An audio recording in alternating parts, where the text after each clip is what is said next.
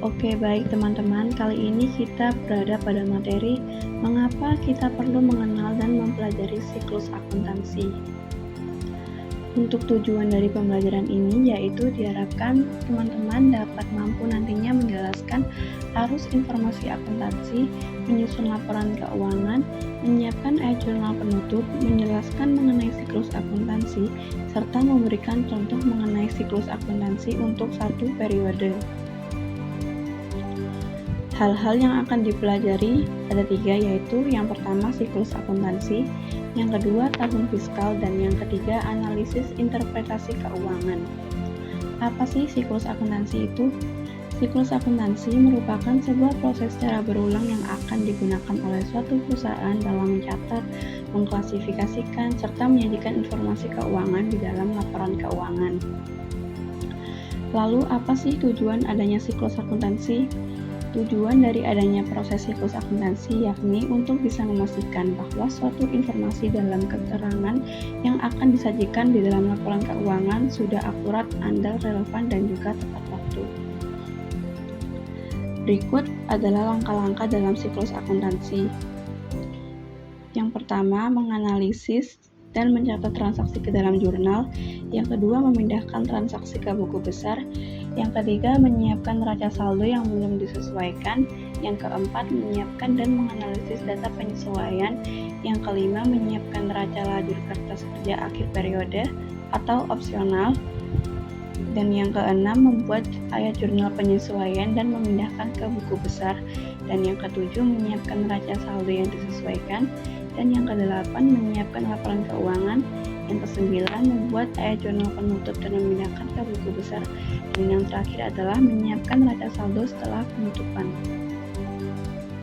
Menganalisis dan mencatat transaksi ke dalam jurnal.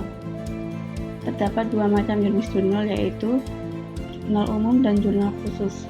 Pencatatan transaksi atau biasa disebut entry pada jurnal umum dimasukkan ke dalam satu rekening yang didebit dan satu rekening dikredit. Memindahkan transaksi ke dalam buku besar. Secara periodik, transaksi yang dicatat ke dalam jurnal dipindahkan ke akun-akun dalam buku besar. Debit dan kredit untuk setiap jurnal dipindahkan atau diposting ke dalam akun sesuai dengan urutan tanggal jadinya di dalam jurnal. Jurnal dipindahkan ke dalam akun dalam buku besar dengan menggunakan 4 langkah sebagai berikut. Yang pertama, tanggal dicatat di dalam tanggal. Yang kedua, jumlah dicatat di kolom debit atau kredit. Yang ketiga, halaman jurnal dicatat di kolom referensi posting. Dan yang terakhir, nomor akun dicatat di dalam kolom referensi posting di dalam jurnal. Menyiapkan neraca saldo yang belum disesuaikan. Neraca saldo yang belum disesuaikan disiapkan untuk menentukan apakah terdapat kesalahan dalam posting debit dan kredit ke buku besar. Neraca saldo yang belum disesuaikan neraca saldo ini hanya menunjukkan bahwa jumlah debit sama dengan jumlah kredit. Jika jumlah kedua saldo dalam neraca saldo ini tidak sama, maka telah terjadi kesalahan yang harus ditemukan dan dikoreksi. Menyiapkan dan menganalisa data penyesuaian. Terdapat 4 jenis akun yang biasanya memerlukan penyesuaian, antara lain yaitu termasuk beban dibayar di muka, pendapatan diterima di muka, pendapatan yang masih akan diterima atau piutang usaha, dan aktual beban. Selain itu, beban penyusutan harus dicatat untuk semua aset tetap selain tanah. Selanjutnya yaitu menyiapkan neraca lajur kertas kerja akhir periode atau opsional. Walaupun kertas akhir periode tidak diperlukan, kertas kerja ini sangat berguna dalam menunjukkan alur informasi akuntansi dari neraca saldo yang belum disesuaikan ke neraca saldo yang disesuaikan dalam laporan keuangan. Lalu membuat jurnal penyesuaian dan memindahkan ke dalam buku besar. Langkah ini melibatkan pembaruan akun buku besar yang menunjukkan posisi saldo yang akurat. Beberapa transaksi mungkin dilakukan lebih awal pada periode akuntansi dan mungkin mempunyai dampak yang berbeda ketika terjadi dibandingkan pada akhir periode akuntansi, sehingga memerlukan penyesuaian. Lalu menyiapkan saldo yang disesuaikan. Setelah semua jurnal penyesuaian telah dibuat dan dipindahkan, neraca saldo yang disesuaikan disiapkan untuk memeriksa kesamaan jumlah saldo debit dan kredit. Hal ini adalah langkah terakhir sebelum menyiapkan laporan keuangan, dan semua kesalahan yang muncul dari proses pemindahan iJournal penyesuaian harus ditemukan dan diperbaiki. Selanjutnya, menyiapkan laporan keuangan. Pada langkah ini, laporan laba rugi harus disiapkan terlebih dahulu ya teman-teman. Angka tersebut menunjukkan angka positif jika perusahaan memperoleh laba bersih dan angka negatif jika perusahaan mengalami kerugian bersih. Setelah laporan laba rugi akan disusun laporan laba ditahan. Hal ini menentukan pengaruh laba rugi atau laba pada periode akuntansi ini terhadap laba ditahan perusahaan. Kemudian neraca akan disiapkan. Neraca menunjukkan aset, kewajiban, dan ekuitas pemegang saham dan bisnis. Terakhir, laporan arus kas akan dibuat yang menunjukkan arus masuk dan arus keluar kas suatu bisnis selama periode akuntansi. Lalu ada membuat iJournal khusus penutup dan memindahkan buku besar.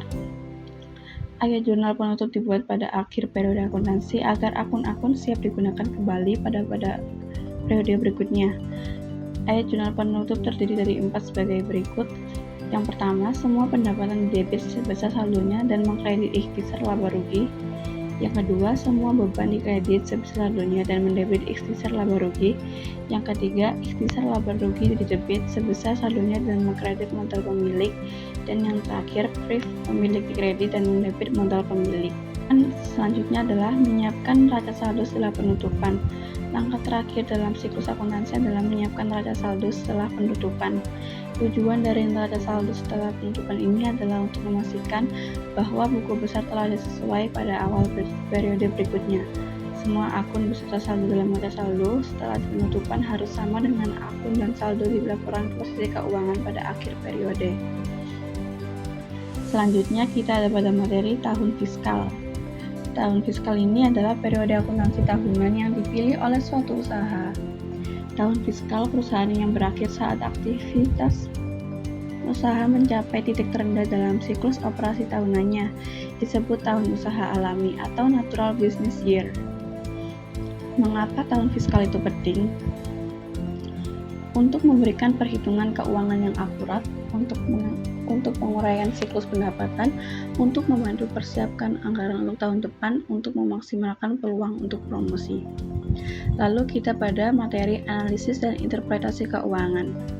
Analisis laporan keuangan adalah upaya yang dilakukan untuk mengevaluasi kelangsungan bisnis, subbisnis, stabilitas hingga profitabilitas perusahaan.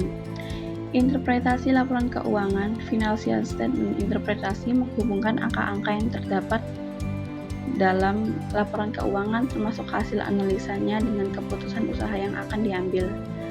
Apa sih laporan keuangan itu? Laporan keuangan merupakan catatan informasi keuangan suatu perusahaan pada suatu periode akuntansi yang dapat digunakan untuk menggunakan kinerja perusahaan tersebut.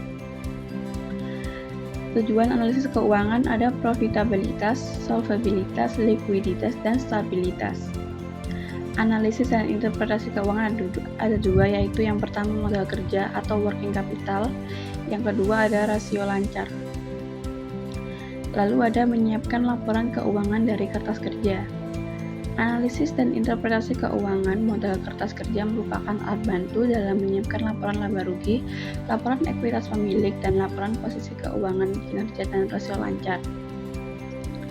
Kertas-kertas akhir periode meliputi yang pertama judul, yang kedua memasukkan neraca saldo yang belum disesuaikan, yang ketiga memasukkan penyesuaian, yang keempat memasukkan neraca saldo yang disesuaikan, dan yang kelima menempatkan akun-akun laporan laba rugi dan laporan ke posisi keuangan, dan yang terakhir menjumlahkan laporan laba rugi keuangan, laporan posisi keuangan, menghitung laba neto, rugi neto, dan melengkapi kertas kerja.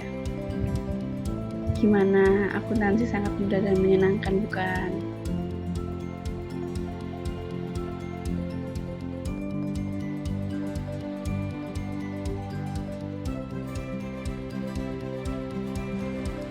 Untuk contoh kasus, pada tanggal 1 April terdapat aset-aset yang diterima dari Rahma Lulu, yaitu kas sebesar 13.100.000, piutang usaha sebesar 3 juta rupiah, perlengkapan sebesar 1.400.000, dan peralatan kantor sebesar 12.500.000, dan tidak ada liabilitas yang diterima.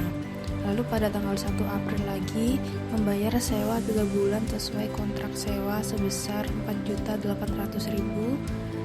Lalu pada tanggal 2 April membayar premi asuransi kerugian dan kebakaran untuk properti sebesar Rp1.800.000.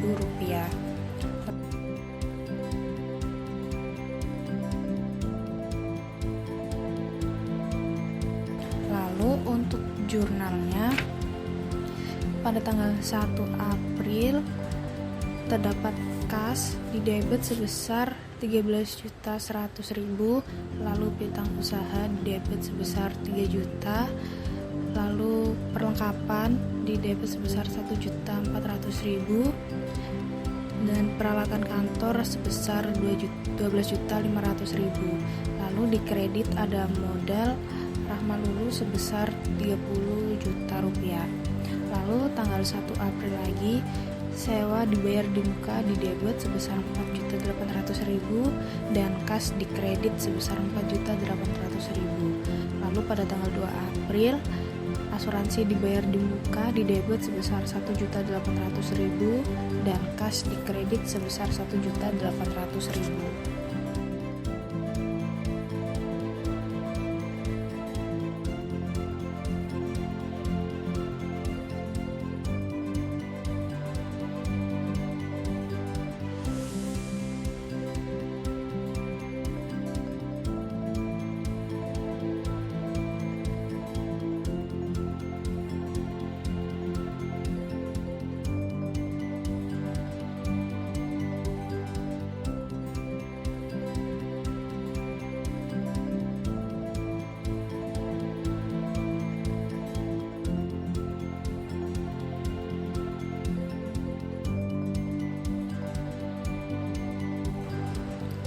Lalu untuk neraca saldo yang belum disesuaikan yaitu mengurutkan akun sesuai dengan kodenya, seperti kas dengan kode 11 dengan saldo total 22.100.000. Lalu piutang usaha dengan kode 12 sebesar 3.400.000 di debit, terusnya sesuai dengan urutan kode akun.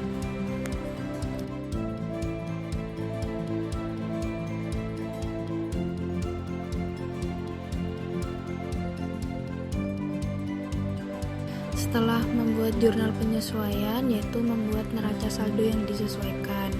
Jadi dari neraca saldo yang belum disesuaikan tadi dibuat penyesuaian dan terdapat akun-akun yang nominalnya bertambah atau berkurang. Misalnya terdapat beban penyusutan yang awalnya di neraca saldo yang belum disesuaikan itu berjumlah 0, namun setelah penyesuaian berjumlah 330.000.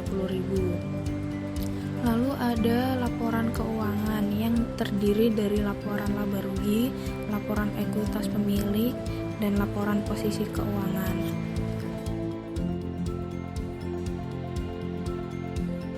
Lalu yang terakhir ada jurnal penutup, yaitu pada tanggal 30 April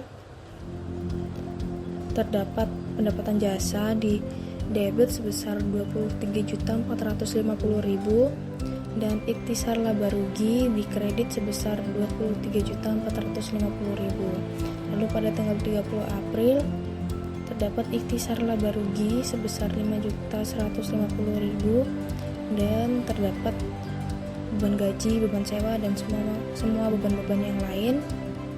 Lalu ada ikhtisar laba rugi di debit sebesar 18.300.000 dengan modal Rahma Lulu sebesar 18.300.000 juga.